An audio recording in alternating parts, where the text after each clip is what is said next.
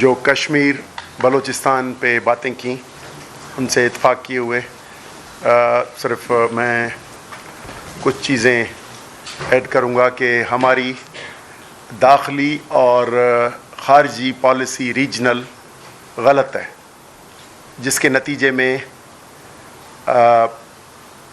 جو بھی اندرونی تضادات ہیں یا پبلک موومنٹس ہیں ان سب کو کسی نہ کسی ملک کے، کبھی کہتے ہیں کہ جوئش، کبھی کہتے ہیں ایسٹرن بارڈر سے، اور دوسروں کے کھاتے میں ڈالتے ہوئے اور بندوق کے زور پہ کام چلایا جا رہا ہے۔ دوسرا، انٹرنل پالیٹکس پہ پابندی ہے، جمہوری سیاست اور الیکشنز میں حصہ لینا وہ بھی سلیکٹیو ہے، اور جعلی الیکشنز کے ذریعے جو سسٹم ہائیبرڈ بنایا ہے وہ بھی کولیپس کر چکا ہے اکنامک وائز۔ تو سوائے ایک انڈیکیٹر کے باقی ایکسپورٹس نیچے گئی ہیں، امپورٹس بڑھی ہیں، بلز بڑھتے جا رہے ہیں، اور انڈسٹریل اور ٹریڈ دونوں کم ہیں۔ ایک انڈیکیٹر تھا وہ ہے ریمیٹنسز کا، جو 41 USD پہ آیا ہے، لیکن اس پہ ڈھول بجانے کی ضرورت نہیں ہے۔ ایڈورس کنڈیشن کی وجہ سے نارمل ایک لیبر جاتی ہے، دوسرے جو ادھر سے مائیگریٹ ہوئے ہیں ان کی وجہ سے یہ ٹیمپرری کچھ سالوں کے لیے ہے۔ دوسرا، ایران وار آئی تو پورٹ کراچی کا چلا، ادھر سے کمائی ہوئی جو کچھ مہینے غیر معمولی ہوئی، تو یہ عارضی چیزیں ملک کو نہیں چلائیں گی، اور یہ اکنامک انڈیکیٹر سارے اگینسٹ ملک کے ہیں۔ اور اس کا حل کیا تلاش کیا ہے؟ کوئی نہ کوئی نیا نیریٹو دے دیتے ہیں۔ پہلے دیا گیا سی پیک گیم چینجر، پھر کہا گیا کہ اڑان پاکستان کی ایکسپورٹس بڑھیں گی اور دوسری آئیں گی، اور تیسرا کہا گیا کہ SIFC جو ہے فارن ڈائریکٹ انویسٹمنٹ لائے گی۔ روز نئے نیریٹو لاتے ہیں، لیکن ان سے کسی سے بھی اکنامک نہ اسٹیبلٹی آ سکی ہے، نہ ہی اپنی اس کی فارن ڈائریکٹ انویسٹمنٹ آ سکی ہے۔ صرف اونرشپ ٹائٹل چینج ہوا ہے، جو government of Punjab, government of Sindh, government of Balochistan یا KP کی چیزیں ہیں، وہ کمپنی سرکار کے نام پہ اونرشپ چینج ہو رہی ہے، لیکن فارن ڈائریکٹ انویسٹمنٹ نہیں آ رہی۔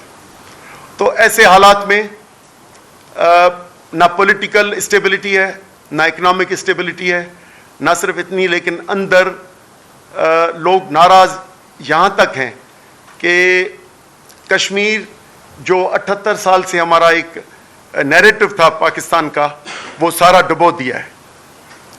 تو میرا خیال ہے کہ کشمیر کیس بھی کو بھی نقصان پہنچانے میں اس حکومت کا ہاتھ ہے۔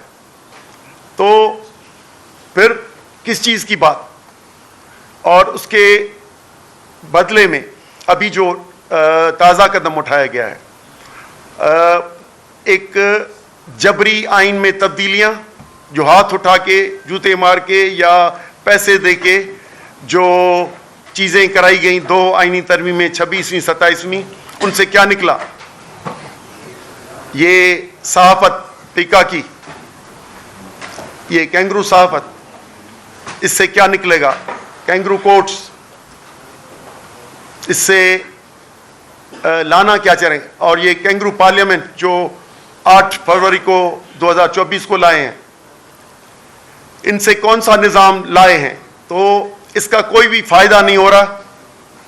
اور دوسرا، آئین کو بائی پاس کر کے پہلے پریزیڈنٹ نے کینالز کی اناؤنسمنٹ کی، اب نیشنل اکنامک کونسل کے معرفت جو NFC کی ڈسٹریبیوشن تھی 57.5% صوبوں کی تھی اور 42.5% فیڈرل تھی، اس کو تبدیل کر کے اور 35% کر دیا ہے صوبوں کا، اور 65% کر دیا ہے وفاق کا۔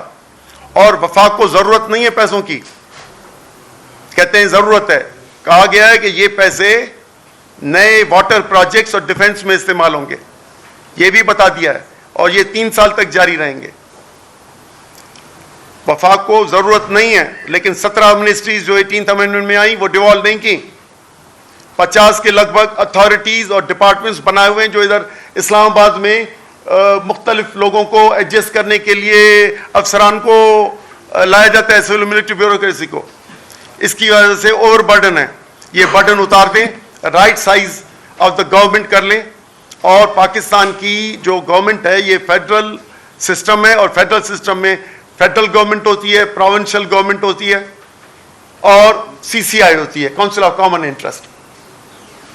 لوکل باڈیز کے ہم حامی ہیں کہ ان کو زیادہ فنڈ دیے جائیں, لیکن اس کو بھی منفی انداز میں کہ لوکل باڈیز فیڈرل کنٹرول میں جائیں اور آگے جا کے ہمارے تاریخی وطنوں کو ڈیوائیڈ کریں, اس کی پلاننگ ہو رہی ہے. اور لوکل باڈیز بھی, فائنینسز بھی SIFC کے تھرو پورے ایسیٹس لے لیے. اب NEC کی میٹنگ وہ اتنی طاقتور ہو گئی ہے جو کانسٹیٹیوشن کے 163A کو بھی بائی پاس کر دیتی ہے اور پیسے لے جاتے ہیں. تو نہ کانسٹیٹیوشن پہ چلنا ہے, نہ پارلیمنٹ کے تھرو چلنا ہے. تو یہ ہمارا بڑا ڈیزاسٹر آ رہا ہے. ہم سمجھ رہے ہیں کہ اس ملک کو پارلیمانی فیڈرل سسٹم چاہیے, اور اپنے تاریخی وطنوں کو جاگرافیکل تحفظ چاہیے, اونرشپ آف ریسورسز اور اونرشپ آف ٹیکسز چاہیے. فیڈریشن کو چلانے کے لیے اس کا کنٹریبیوشن چاہیے, اور صاف شفاف الیکشنز چاہیے. لیکن اس کو ہمیشہ نئے اسٹرکچر, کبھی کہتے ہیں 1 یونٹ, پھر کہتے ہیں کہ چھوٹے چھوٹے صوبے ہیں, اب کہتے ہیں کہ بہت بڑے صوبے ہیں, ان کو 10-15 بنا دو. ہم سمجھ رہے ہیں کہ اس سے پولیٹیکل انتشار بڑھے گا اور بلڈ شیڈ ہوگا. تو ایسی چیزیں نہ کریں, ملک کو پرامن سیاسی ماحول میں چلائیں. یہ جو جعلی کورٹس بن رہی ہیں, جو 26ویں 27ویں ترمیم میں کی ہیں, یا 28ویں کا ڈر دے کے جو کر رہے ہیں, ان حرکتوں میں نہ جائیں اور ملک کو موزوں طریقے سے چلائیں. Thank you.